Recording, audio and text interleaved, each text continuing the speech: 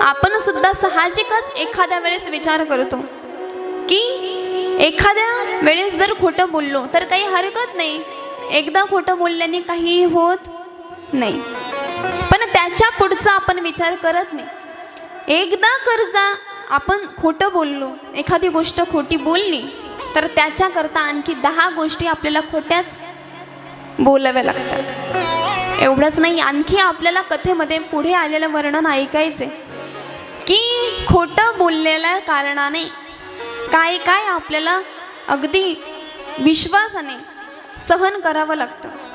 खोटं बोलण्याचा किती घातक परिणाम होतो, किती घोर परिणाम होतो, याचं सुद्धा वर्णन आपल्याला पुढे ऐकायचंच आहे। पण आपला विषय चालू आहे, ब्रह्मजींनी खोटं बोलायचं ठरवलं, अगदी मनात इच्छा धरली, हरकत नाही म्हणाले, एकदा तर खोटं बोलायचं, पण या खोटं बोलल्याने मला श्रेष्ठत्व मिळणार आहे। आपण सामान्य जीव जगत असताना खोटं बोलूच नाही असं नाही। आता तुम्ही म्हणताल अगोदर म्हणाल्या खोटं बोलू नये, आता म्हणताय एखाद्या वेळेस बोललं तर हरकत नाही, आम्हाला नेमकं समजू तर द्या। पण ऐका, जर आपण खोटं बोलून एखादं कार्य चांगलं होत असेल तर खोटं बोलायला हरकत नाही, आणि आपण खरं बोलून जर एखादं कार्य वाईट मार्गाने जाणार असेल, त्याचा परिणाम काहीतरी वाईट होणार असेल तर ते खरं सुद्धा बोललेलं खोटं बोलल्याचंच पाप लागतं।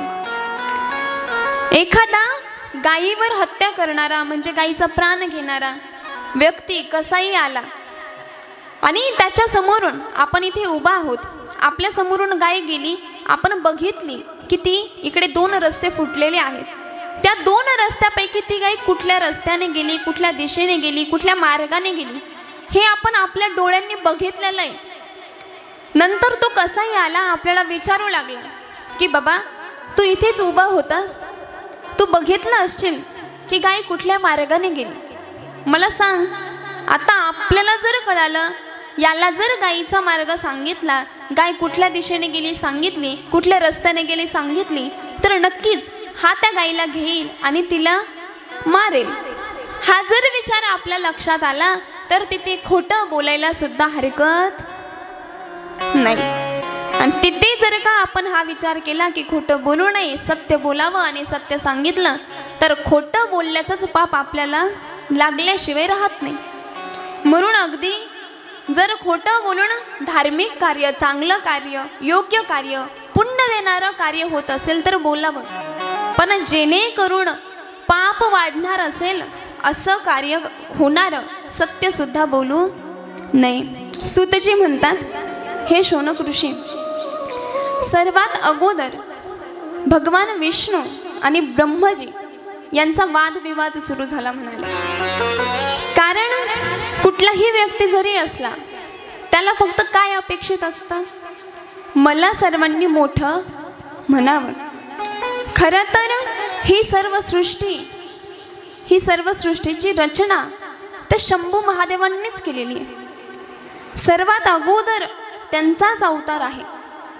पण आपण बहुतेक कथा ऐकतो, भागवत जर ग्रंथ आपण श्रवण करायला घेतला, श्रवण करू लागलो तर त्यामध्ये असा उल्लेख आढळतो की पूर्ण सृष्टीची रचना ही भगवंत कृष्णांपासून झाली। कुठलाही जर ग्रंथ आपण पठन करण्याकरता घेतला त्यासुद्धा दिसून येतं। विष्णू पुराण घेतलं, सर्व सृष्टीची रचना विष्णूंनी केली, ब्रह्मपुराण घेतलं, सर्व सृष्टीची रचना ब्रह्मांनी केली, असं आपल्याला आढळून येतं हे खरं। पण अगदी अनंत असणारे शिव हे या शिव महापुराण करणाचे, अगदी तुम्हा आम्हाला ज्यांनी सांगितलं स्वतःच्या मुखातून ते असणारे शंभू महादेव। या शिव महापुराणात असा उल्लेख आढळतो की सर्वात अगोदर असणारे आदि अनंत निर्गुण साकार निराकार सर्व काही जे आहेत ते शंभू महादेवच आहेत, यांच्याच पासून सृष्टीची उत्पत्ती झालेली आहे। शंभू महादेवांनी अगदी सर्व सृष्टीचं कार्य नीट चालावं, काहीतरी आपल्याला आधार व्हावा, काहीतरी आपल्याला मदत व्हावी, या कारणाने अगदी त्यांच्या अंगापासून जे घाम निघाला होता त्याच्यापासून विष्णू भगवंताची उत्पत्ती झालेली आहे. त्याच्यानंतर विष्णूंच्या नाभी कमळातून ब्रह्मदेवाची उत्पत्ती झालेली आहे. पण सर्वात अगोदर अनादी जे असतील ते म्हणजे शंभू महादेव आहेत. यांचं लिंग प्रागट्य कसं झालं? कारण आपण प्रत्येक मंदिरामध्ये बघतो किंवा आपल्या घरामध्ये बघतो, जे काही भगवंत आहेत त्यांची फक्त एकाच स्वरूपात पूजा केली जाते. मला सांगा, कृष्ण भगवंताची आपण पूजा करतो फक्त मूर्तीमध्येच करतो. विष्णूंची आपण पूजा करतो फक्त मूर्तीमध्ये करतो. पण फक्त शंभू महादेवच असे आहेत की त्यांची मूर्ती स्वरूपातही पूजा केली जाते आणि लिंग स्वरूपातही पूजा केली जाते. अगदी शौनकादिक ऋषी विचारतात, सर्व भगवंताची सर्व देवांची फक्त एकाच रूपात पूजा केली जाते म्हणाले सूतजी, परंतु याचं कारण सांगा. फक्त हे एकच असे भगवंत दैवत आहेत की त्यांची दोन्हीही स्वरूपात पूजा केली जाते. या मागचं काहीतरी कारण सांगा. कसं हे स्वरूप निर्माण झालं, कसं हे लिंग निर्माण झालं, याचं प्राकट्य कसं झालं? तेव्हा सूतजी अगदी आनंदाने सांगतात, हे बघा म्हणाले शौनकादिक ऋषींनो, ये भगवंताची पूजा दोन्हीही स्वरूपात या कारणाने केली जाते. कारण शंभू हे निर्गुण रूपातही आहेत आणि सगुण साकार रूपातही आहेत. पण त्या अगोदर मी तुम्हाला एक गोष्ट सांगू इच्छिते. आपण जी भगवंताची म्हणजेच महादेवांची मूर्तीच्या रूपात पूजा करतो ती फक्त त्यांनीच करावी ज्यांना निर्गुण निराकार असे महादेव कळलेले नाहीत. ज्यांना निर्गुण निराकार रूप शंभूंचं कळालेलं नाही त्यांनाच फक्त अधिकार आहे मूर्तीची पूजा करण्याचा. पण आपण त्यांचं हे सगुण रूप तर कळूनच घ्यावं, आपल्याला कळालंच पाहिजे. पण निर्गुण साकारही रूप आपल्याला कळालं पाहिजे. म्हणूनच ग्रंथात असं वर्णन केलं की हेच निर्गुण रूप जाणून आपण आपल्या मंदिरामध्ये म्हणजेच देव्हाऱ्यामध्ये मूर्ती कधीही मांडू नये. महादेवांच्या मूर्तीची पूजा करू नये. त्यांच्या लिंगाचीच पूजा मानली गेलेली आहे असं या ग्रंथात वर्णन केलेलं आहे. आपण जर आपलं देवघर असतो ना त्याच्यामध्ये महादेवांची पिंड ठेवावी म्हणजेच लिंग ठेवावं, पण मूर्ती ठेवू नये. कुठेही जर कितीही मोठं मंदिर असेल, अगदी भव्य दिव्य, त्याला एवढा खर्च केलेला आहे, आटापिटा केलेला आहे, धन लावलेला आहे, पैसा लावलेला आहे, सगळ्या सुख सुविधा त्या मंदिरामध्ये आहेत. एवढं मोठं मंदिर जरी असेल आणि तिथे जर महादेवांची पिंड नसेल तर त्या मंदिराला मान्यता दिली जात नाही. त्याच्यामुळे आपण या भगवंताचं मूर्तीच्या स्वरूपात पूजा न करता पिंडीच्याच स्वरूपात करावी असं वर्णन या ग्रंथात सांगितलं. पण त्या अगोदर शौनकादिक ऋषी विचारतात, पण या पिंडेचं प्रागट्य कसं झालं, या लिंगाचं प्रागट्य कसं झालं, या मागचं कारण, या मागचा इतिहास, या मागची कथा तुम्ही आम्हाला सांगा. पार्वती पते हर हर महादेव, शिव महापुराण की. तेव्हा सूतजी सांगतात, एकदा ब्रह्मदेवांना अभिमान झाला म्हणाले, सर्वात मोठा कोण असेल, सर्व कार्य करणारा कोण असेल, सर्व काम करणारा कोण असेल, सगळी या सृष्टीची रचना कुणापासून झाली असेल, सर्व कार्य कोण बघत असेल तर ते मी आहे म्हणाले. कारण विष्णू भगवंत बहुतेक दिवस पाण्यामध्ये विश्रांतीसाठी थांबलेले असताना, शेषावर अगदी विश्रामासाठी थांबलेले असताना ब्रह्मदेव त्यांच्या नाभी कमळातून उत्पन्न झालेले. पण तरी सुद्धा ब्रह्मदेवांना वाटत होतं अवतीभोवती बघताय, दिसत तर कुणीच नाही, मग आता सर्वात अगोदर या सृष्टीवर मी आलेलो आहे म्हणजे सर्व कार्य मी बघतोय, याच कारणाने सर्वात मोठा कोण, माझ्याकडे लक्ष द्या तुम्ही. आता स्त्रिया येतच राहणार आहेत, तुम्ही त्यांच्याकडे न बघता माझ्या बोलण्याकडे लक्ष द्या, जेणेकरून तुम्हाला ही कथा समजायला सोयीस्कर जाईल. माझं काम आहे इथे 3 तास कथा करणे. मग जेवढं तुम्हाला घेता येईल तेवढं तुम्ही घेण्याचा प्रयत्न करावा. कारण एवढा आटापिटा आपण कशासाठी केलाय? कथा श्रवण करण्यासाठी. मला कार्य दिलंय ही कथा वक्तव्य करायची, वक्तव्य करून सांगायची. ते मी माझं कार्य अगदी चोखपणे पार पाडणारच आहे. पण तुम्ही जर लक्ष दिलं नाही यात तुमचा तोटा आहे. माझा यात काहीही तोटा होणार नाही. तुम्ही कितीही लक्ष विचलित केलं तरी सुद्धा माझं लक्ष विचलित होणार नाही. तोटा तुमचाच होणार आहे. मला जेवढं काही सांगायचंय तेवढं जास्त प्रमाणात, म्हणजेच जेणेकरून संपूर्ण ग्रंथ मला तुम्हाला सांगता येईल जास्त प्रमाणात, असाच मी प्रयत्न करणार आहे. पण तुमचं कार्य आहे की तुम्ही ते लक्ष देऊन ऐकावं. म्हणून जेव्हा ब्रह्मदेवांना अभिमान झाला, सर्वात मोठा मी आहे म्हणाले. पण विष्णुदेवांकडे गेले, म्हणाले हे पुत्र उठा, तुम्हाला दिसत नाही सर्वात मोठे असणारे विद्वान असणारे इथे तुमच्यासमोर उभे राहिलेले आहेत आणि तुम्ही इथे विश्राम करताय. विष्णू हास्य केलं आणि म्हणाले हे ब्रह्मदेवा, काय बोलताय तुम्ही? मला पुत्र म्हणताय? सर्वात मोठा मी आहे. सर्व सृष्टीची रचना माझ्यापासून झाली आहे. सर्व जगाचा पिता मी आहे. एवढंच नाही, तुमचा सुद्धा पिता मीच आहे. असं ऐकलं ब्रह्मदेवांना राग आला. दोघांची भांडणे लागली. आता भांडणं व्हायला काही मोठंच कारण असावं नाही. कुठलंही कारण असलं तरी भांडणं लगेच सुरू. दोघांची भांडणे लागली, वादविवाद होऊ लागला. आता ब्रह्मदेव ऐकायला तयार नाहीत. सर्वात श्रेष्ठ मीच. विष्णुदेव म्हणतात नाही, सर्वात श्रेष्ठ मीच आहे. मीच तुमचा पिता आहे. तुम्ही मला पुत्र म्हणून का बोलवलं? तुम्ही मला पुत्र म्हणून हाक का मारली? तेव्हा आता वादविवाद सुरू झाला. कुणी कुणाचं ऐकायला तयार नाही. यांचे झाले भांडणे. पण सर्व देवदेवतांदिकांना प्रश्न पडला. आता भगवंतांनी यांना प्रागट्य केलंय, निर्माण केलंय कशासाठी? सृष्टीची रचना आणखी चांगली व्हावी, या कार्यात काहीतरी मदत व्हावी या कारणाने. ते कार्य तर बाजूलाच, पण या दोघांचीच भांडणे लागली. आता करावं काय? यावर उपाय काढावा कसा, असा विचार करत असताना सर्वात मोठी चिंता त्यांना पडलेली असताना इकडे तर हे ऐकायला तयार नाही. ब्रह्मदेवांनी जर एखादं शस्त्र काढलं, अस्त्र काढलं, तर विष्णू भगवंत त्यांच्याही पेक्षा अगदी पॉवरफुल असणारं अस्त्र काढत होते.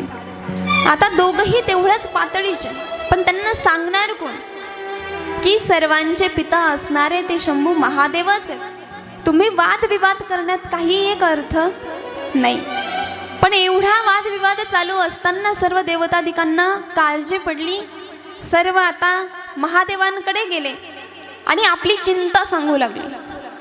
म्हणाले हे देवा, तुम्ही या कार्यात मदत होण्यासाठी यांची उत्पत्ती केली, पण आता हे तर या दोघांमध्येच वादविवाद करत बसले. यावर काहीतरी उपाय काढा. आम्हालाही फार चिंता वाटू लागली. तुमच्याशिवाय यावर उपाय कुणी काढूच शकत नाही. तुमच्याशिवाय याचा वाद विवाद कुणी मिटवूच शकत नाही. सर्व देव भगवंतांकडे गेलेले आहेत आणि त्यांना विनवणी करू लागले. हे शंभू महादेवा, अगदी सर्वांचं ऐकता तुम्ही. असं म्हटले, कुणी जर एखादं कार्य तुमच्याकडे घेऊन आलं, तुमच्याकडे मागणी घेऊन आलं, अगदी तुमच्याकडून काही मागितलं, तर त्याची इच्छा तुम्ही पूर्ण करता ना? ऐका ना, मग आम्हाला ही मोठी चिंता पडली, ती तुम्ही मिटवा. काहीतरी करून हे कार्य तुम्ही पार पाडा. यांचा वाद विवाद होणारे, भांडणे होणारी तुम्ही मिटवा, जेणेकरून परत पहिल्यासारखी सृष्टी चालेल. भगवंत त्यांच्यावर प्रसन्न झाले आणि म्हणाले काही हरकत नाही, कारण आपण प्रत्येक ठिकाणी ऐकतो सर्वात भोळं दैवत म्हणजे महादेव. शिव भोळा चक्रवर्ती, शिव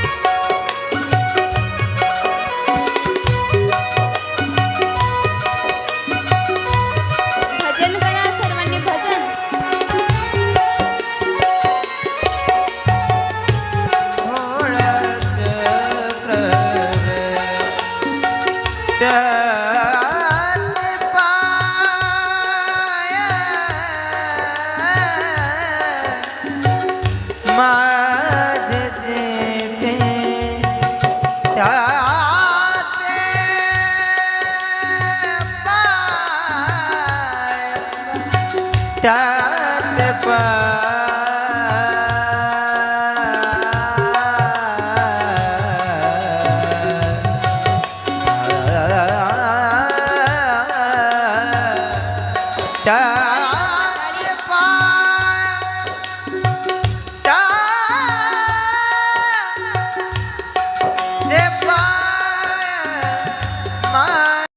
वाचे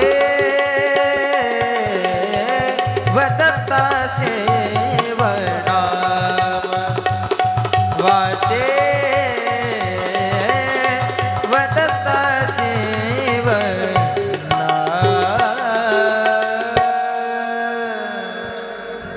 पार्वती पते हर हर महादेव शिव महापुराण की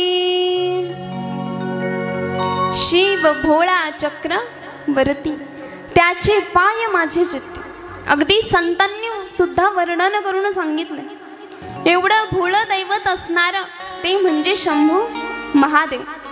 तुम्ही आम्ही पूजा अर्चना करतो बघा, कितीही दिवस जरी त्या भगवंताचा विसर पडला आणि काम सुद्धा असं आहे, आपल्याला जर त्या भगवंताकडे काही मागायचं असेल, काही आपलं काम असेल, तरच आपल्याला त्याची आठवण येते. पण तो भगवंत एवढा उदार आहे, त्याचं अंतकरण एवढं उदार आहे, तुम्ही कितीही त्याला विसरलात पण एकदा का अंतकरणातून हाक मारली, तो तुमच्या हाकेला धावल्याशिवाय राहत नाही. तुम्ही आम्ही आपल्या अनुभवातून सांगू शकतो. आपण कितीही भगवंताची पूजा करण्याचा वेळ टाळला किंवा केली नाही, अर्चना केली नाही, भक्ती केली नाही, तरी सुद्धा जर कधी आपलं कार्य काही अडकलं, आपलं काहीतरी काम त्याच्याकडे असेल आणि आपण लगेच पूजेचा ताट घेऊन गेलो, त्याची फक्त हळदी कुंकू लावला, आशीर्वाद घेतला आणि एकदा हाक मारली, तरी सुद्धा तो भगवंत आपलं कार्य केल्याशिवाय राहत नाही. तुमचं केलं नाही का? सर्वांनी माझ्याकडे लक्ष द्या. तुमचं त्या भगवंतांनी कार्य ऐकलं नाही, काम ऐकलं नाही का? मी इथे बसून विश्वासाने सांगू शकते, असा एकही व्यक्ती इथे नाही की त्याने त्या भगवंताला अंतकरणातून हाक मारली, काहीतरी मागणी केली आणि त्याने ती दिली नाही. असं कधीच होत नाही. आपण कितीही जरी त्या भगवंताला विसरलो ना, कितीही त्यांच्या पूजेची टाळाटाळ केली ना, कितीही त्याच्या अर्चनेची टाळाटाळ केली, तरी सुद्धा तो भगवंत एकदा आपण हाक मारली की धावून आल्याशिवाय राहत नाही. एवढं भोळं दैवत असणारा हे महादेवजी आणि यांचंच प्रागट्य इथे झालेली कथा आपण श्रवण करतो. सर्व देव देवता दिक गेले विनवणी करू लागले. एका हाकेला धावून भगवंत प्रकट झाले आणि म्हणाले, काही हरकत नाही, तुमची फक्त एवढीच इच्छा आहे ना यांचा वादविवाद मिटण्याची, तुम्हाला याच्यापासून त्रास होतोय, हरकत नाही, मी हे कार्य करायला खंबीर आहे. त्यांच्यावरती प्रसन्न झाले आणि आपलं कार्य चोखपणे पार पाडण्याकरता निघाले. इथे वादविवाद चालू आहे, एक जणही एकमेकाचं ऐकायला तयार नाही. मी सांगितल्याप्रमाणे ब्रह्मदेवांचं एवढंच म्हणणं आहे, सर्वात श्रेष्ठ मी आहे. विष्णूजी, तुम्ही मला पिता म्हणून हाक मारावं, बोलवावं. आणि ब्रह्मदेवांना वाटते विष्णूंनी पिता म्हणावं, विष्णूजींना वाटते ब्रह्मदेवांनी पिता म्हणावं. आता यांच्या दोघांच्या भांडणामध्ये अगदी देवता त्रस्त झाले.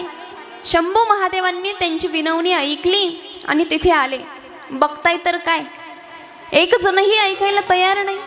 शस्त्र सोडताय, अस्त्र सोडताय. आता काय होणार? सृष्टीची आणखी पुढे रचना करायची तर थांबेलच, पण जेवढी काही आतापर्यंत आहे तिचा सुद्धा विनाश झाल्याशिवाय राहणार नाही. जर आपल्या साधारण घरामध्ये सांसारिक कार्यामध्ये एकमेकींचे भांडणं लागली, आता सासू सुनेची जर भांडणं झाली तर बहुतेक कामे अडकतात.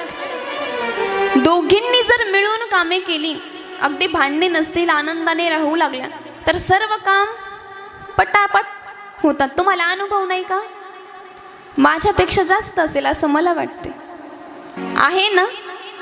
आणि जर का एका दिवशी दोघींची कशा निमित्ताने भांडणे झाली, तर हिला वाटतं आता ही कार्य करेल, तिला वाटतं ती करेल, दोघींच्या मध्ये एकही जण करत नाही आणि ते काम तसंच पडून राहतं. जर संसारामध्ये एकमेकीच्या भांडणांच्या यामध्ये जर एखादं कार्य अडकत असेल, तर मला सांगा, ते साक्षात असणारे भगवंत त्यांनी जर भांडणे केली तर ही सृष्टी थांबेलच ना.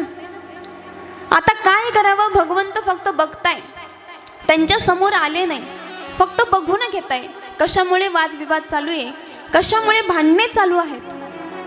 बघितलं पण त्यांचा विवाद एवढ्या टोकाला गेला की अगदी सर्वात श्रेष्ठ असणारे शस्त्र त्या दोघांनीही एकमेकांवर वार करण्याकरता काढले. आता मात्र शंभूंना चिंता पडली. आता हे दोघं एकमेकाला ठार केल्याशिवाय राहणार नाही. करावं काय?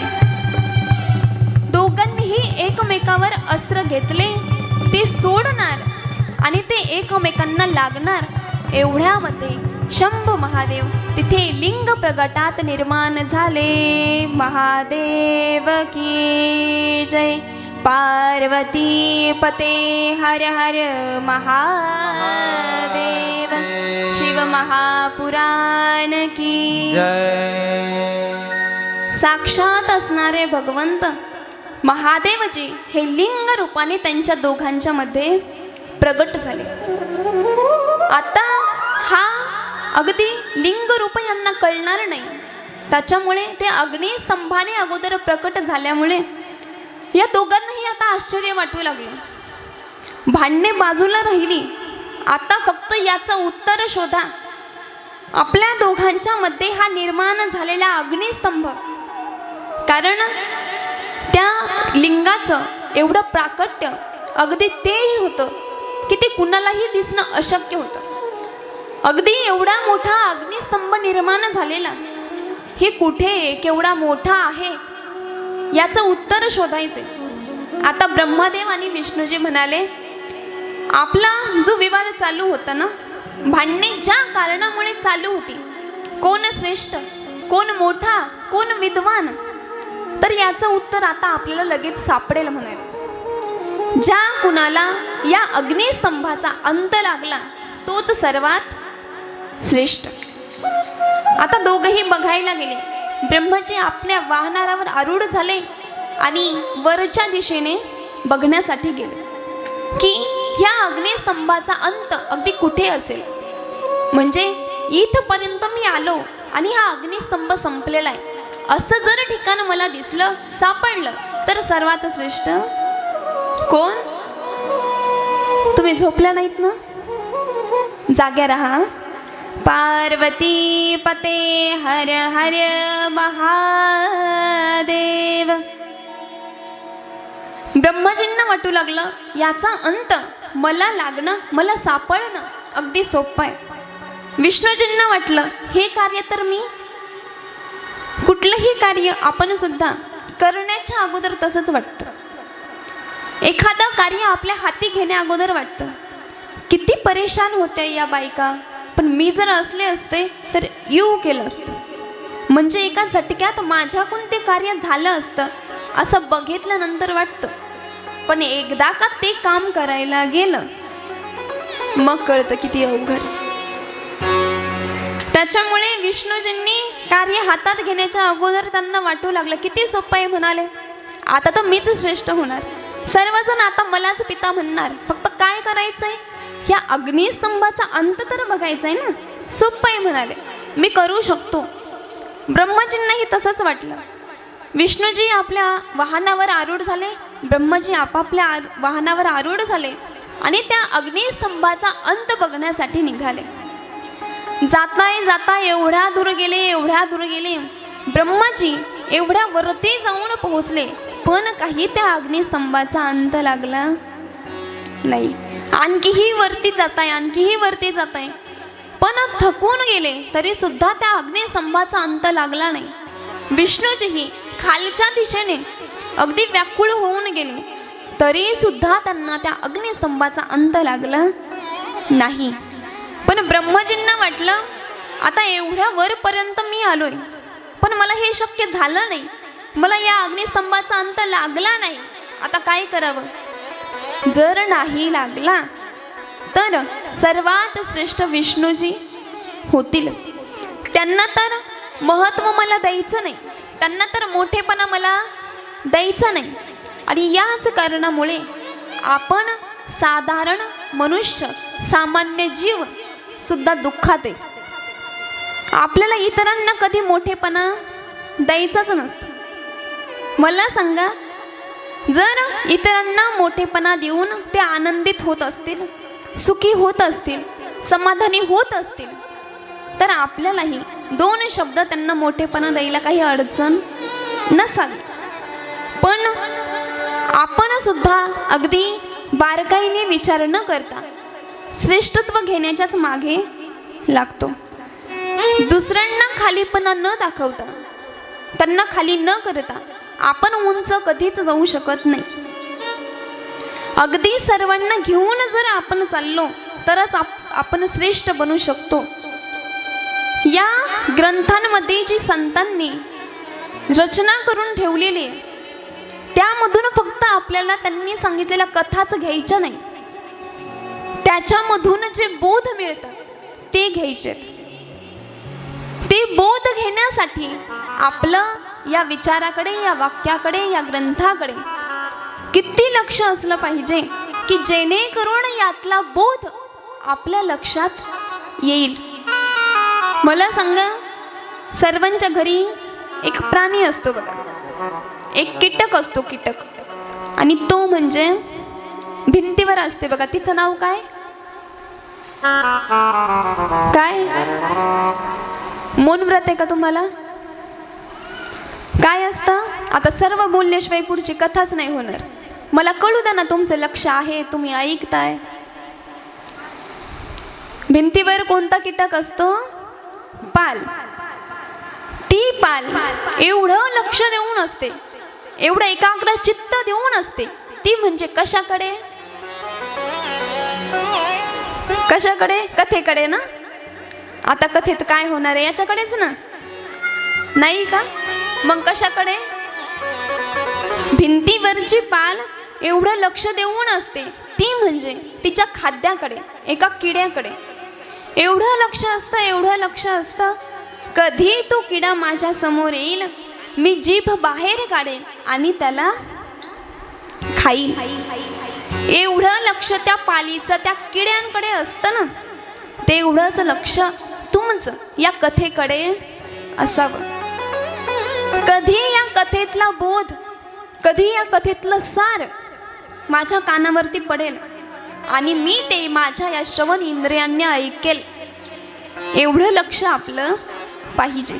जर एवढं लक्ष नसेल तर किडा आपल्या हातातून गेल्याशिवाय चित्त नाही नामे तरी ते व्यर्थ, चित्त नाही नामे तरी ते व्यर्थ.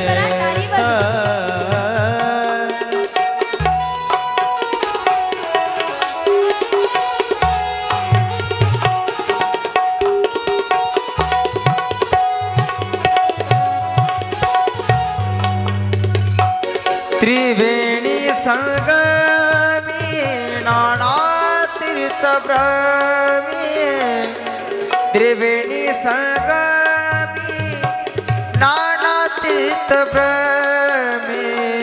चित्त नाही नामी तरी ते व्यर्थ, चित्त नाही नामी तरी ते व्यर्थ, चित्त नाही नामी तरी ते व्यर्थ.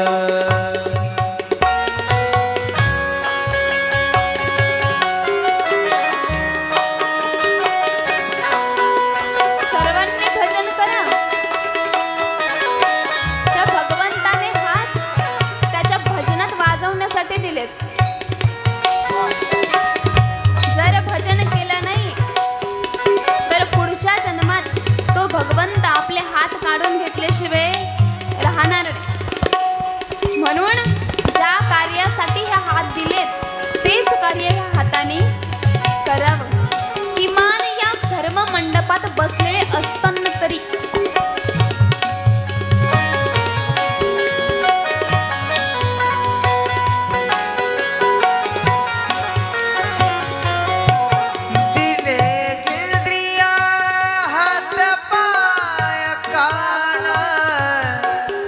डोळे मुख हो बोलाया वचन वा दादा. जेणे तू सोडिसी नारायणा